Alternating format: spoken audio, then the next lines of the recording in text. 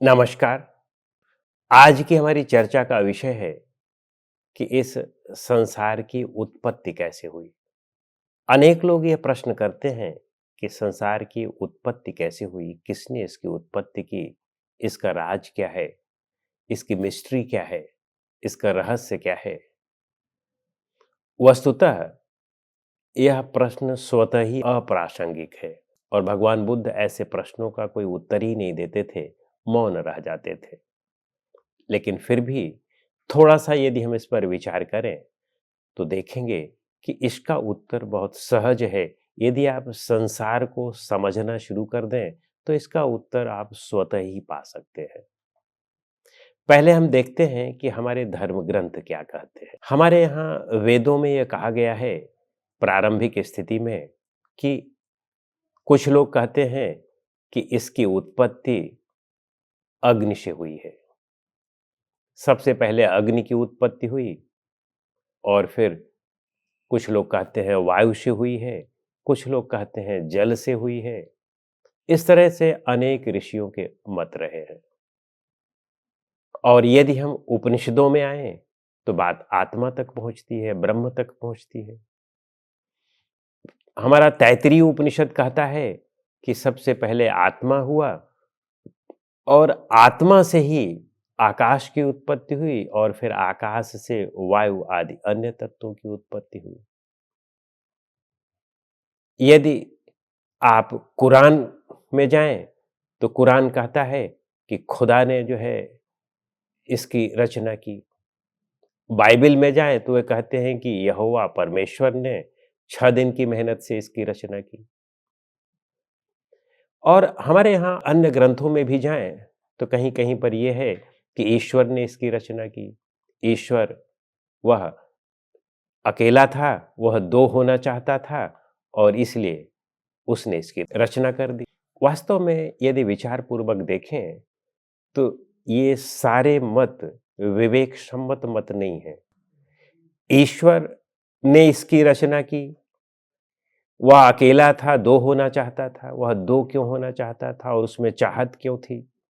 यदि उसमें चाहत है तो इसका मतलब है कि उसमें इच्छा है, पूर्ण काम नहीं है। वह असंतुष्ट था और इसलिए उसने अपनी संतुष्टि के लिए ईश्वर की रचना कर दी। जो स्वतः असंतुष्ट है और वह ऐसा कार्य कर रहा है तो हम उसको ईश्वर कैसे कह सकते हैं? ईश्वर का मतलब ही होता है कि पूर्ण काम, जिसकी संपूर्ण इच्छाएं समाप्त हो गई हो, जिसमें कोई इच्छा ही ना हो। कुछ लोग कहते हैं कि इस संसार की रचना सिर्फ हवा में हो गई, आकाश में हो गई, अपने आप हो गई। वास्तव में यह सब विवेक सम्मत मत नहीं है। यह संसार जो है अनादि है। बिना इसके कहे हुए, बिना ये समझे हुए आप इसकी व्याख्या नहीं कर सकते हैं। इसकी कभी रचना नहीं हुई है क्योंकि जिसकी रचना होती है उसका विनाश भी होता है। और यह संसार सदैव से रहा है और सदैव से रहेगा।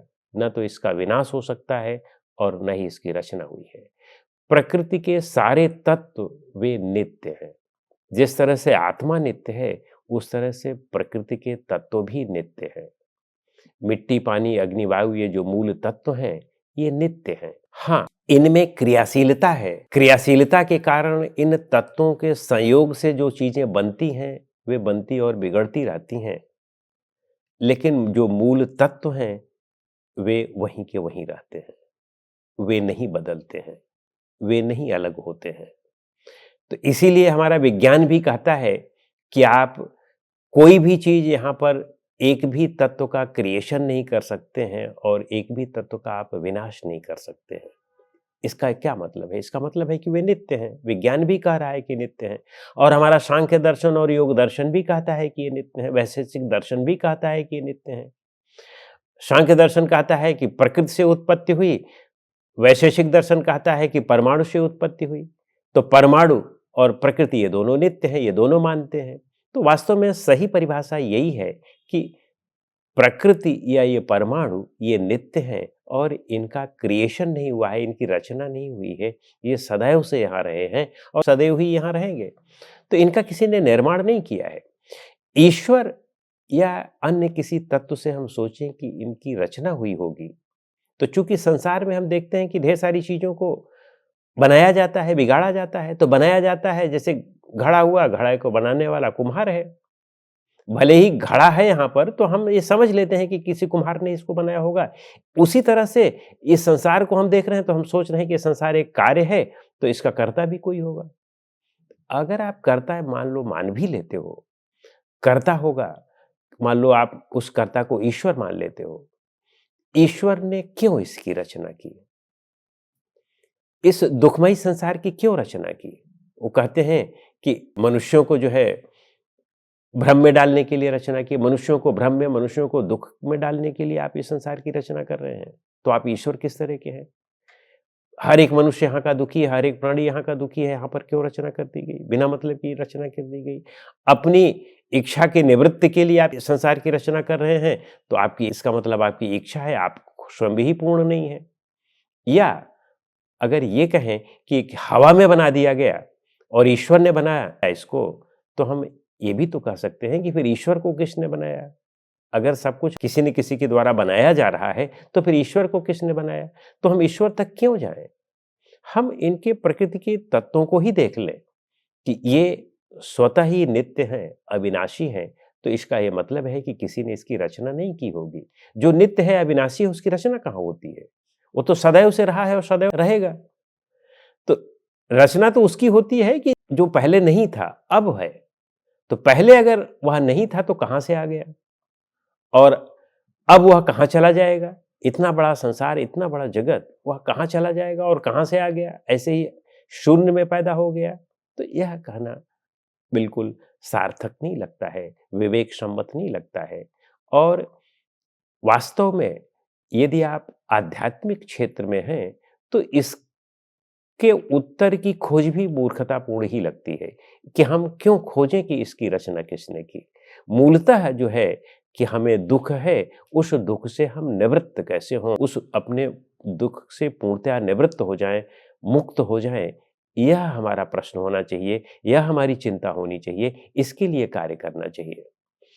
अब हम आम का फल खाएँ, यह महत्वपूर्ण है कि उसका फल खाएँ या आम के पेड़ को गिनते रहें, या किस आम का यह फल है, यदि हम इसको गिनते रहेंगे, तो हम उस आम के पेड़ तक तो नहीं पहुँच पाएँगे। क्योंकि वह कहाँ से आया, कैसे आया, हमें ये नहीं पता हो सकता है, और यहाँ तक कि जो आम बेचने वाला है, उसको भी नहीं पता होता है कि ये कितनी यात्रा करके यहाँ पर पहुँचा है आम। तो इसलिए आप ये नहीं कह सकते हैं कि ये किसने रचना की, कैसे की। वस्तुतः यह नित्य है, इसके कहने के अलावा और इसका कोई सार्थक उत्तर मिल ही नहीं सकता है, कोई तथ्यात्मक उत्तर इसका मिल ही नहीं सकता है। आप ये कैसे कह सकते हैं कि पहले मुर्गी आया कि अंडा आया? मुर्गी आया क्योंकि बिना मुर्गी के अंडा नहीं हो सकता है और बिना अंडा के मुर्गी नहीं हो सकता है। तो बस यह कहना कि ये अनादि है, शाश्वत है, इसके अलावा और कोई दूसरा मार्ग ही नहीं बचता है। आप ये कहें कि पहले ईश्वर ने मुर्गी दे दी या पहले अंडा उसने दे दिया और इससे पूरी फिर सृष्टि रचना हुई, यह भी तथ्यात्मक नहीं है। क्यों उसने अंडा दे दिया, क्यों उसने मुर्गी दे दी? तो यह सब तथ्यात्मक नहीं है, यह सब विवेक सम्मत मत नहीं है। तो इसलिए इस पर बहुत ना उलझ करके बात को यहीं समाप्त कर देनी चाहिए कि ये नित्य है, अनादि है और अनंत है। इसका न तो कोई रचयिता है और न ही इसका कोई विनाश होने वाला है, विनाश करता है। यह प्रकृति ही है जो अपने आप ही इसकी अनेक चीज़ों की रचना करती रहती है और उनका विनाश भी करती रहती है। और यानी ब्रह्मा, विष्णु, महेश, ये तीनों शक्तियाँ यह प्रकृति की ही शक्तियाँ हैं। उन मूल तत्वों के संयोग से जितनी भी चीज़ें बनती हैं, तो वह प्रकृति ही बनाती है, प्रकृति ही उनकी कुछ समय के लिए रक्षा करती है और फिर प्रकृति ही उनका विनाश कर देती है।